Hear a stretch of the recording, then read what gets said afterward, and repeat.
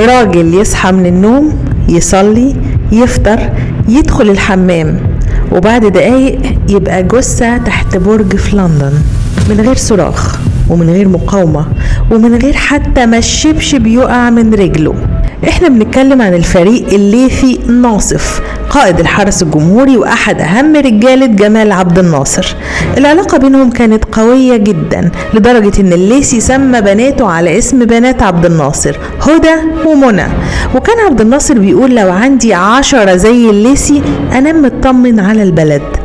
يموت عبد الناصر ويجي أنور السادات، يبدأ صراع مع رجال العهد القديم اللي اتسموا وقتها مراكز القوى. الخلاف يكبر واستقالات جماعية تتحضر عشان تحرج السادات سياسيا. بحسب ما ذكر في مذكرات سعد الشاذلي في تحركات داخل الجيش لاعتقال السادات. قيادات كبيرة اجتمعت ومنهم الفريق محمد صادق، والخطة كانت تنفيذ الاعتقال في يوم كتب كتاب بنت الشاذلي. السادات كان عارف وكان محتاج حد يثق فيه، فطلب من الليثي ناصف بصفته قائد الحرس الجمهوري انه يقبض على مراكز القوى. الليثي رفض في الاول وقال دول اصدقاء عمر، لكن السادات اقنعه اجراء مؤقت لحد ما البلد تستقر. في ايه يا عم الليثي؟ ووعدوا انه مش هيتسجنوا، فوافق ونفذ القبض عليهم. بعد القبض عليهم يتفاجئ الليثي ان السادات حكم عليهم بالاعدام، وبعدين الحكم يتخفف للمؤبد. هنا الليثي حس انه اتغدر بيه وطلب اعفائه من منصبه. السادات وافق فورا ورقاه لرتبة فريق سنة 1973 وعينه سفير لمصر في اليونان.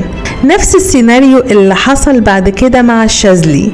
قبل ما يسافر اليونان راح لندن للعلاج، كان بيعاني من ضمور في المخ. نزل في شقة في برج اسمه ستيوارت تاور في الدور العاشر. زوجته قالت صحينا وصلى الفجر، قرأ قرآن وفطرنا سوا. بعدها دخل الحمام واتأخر، دخلت تدور عليه ملقتهوش. بعدها بدقايق خبط ضابط انجليزي على الباب وقال زوجك تحت ميت. لقى الجثة لابسة الشبشب سليم، مفيش جروح واضحة من سقوط 10 أدوار، مفيش حد سمع صراخ. بنته كانت نايمة قدام البلكونة مباشرة، باب البلكونة كان مقفول. التحقيق البريطاني قال اختل توازنه ووقع، وفي شاهد قال انه شافه بيقع وبرروا ده بمرضه او احتمال انتحار. زوجته قالت لا ده اتقتل، وقالت ان في حد دخل الشقة بمفتاح واستخبى واستناه يدخل الحمام وكممه وقتله وسحبه ورماه تحت البرج. بنته قالت احنا اصلا كنا هنقعد في شقة تانية، لكن اتجبرنا ننزل في البرج ده وفي شقة تابعة لرئاسة الجمهورية. الخلاف مع السادات وقرار القبض على مراكز القوى والإبعاد المفاجئ ثم الموت الغامض. حاول تربط الخيوط. حادثة اتقال إنها سقوط، لكن تفاصيلها بتقول إن في حاجة حصلت قبل ما الجسم يقع.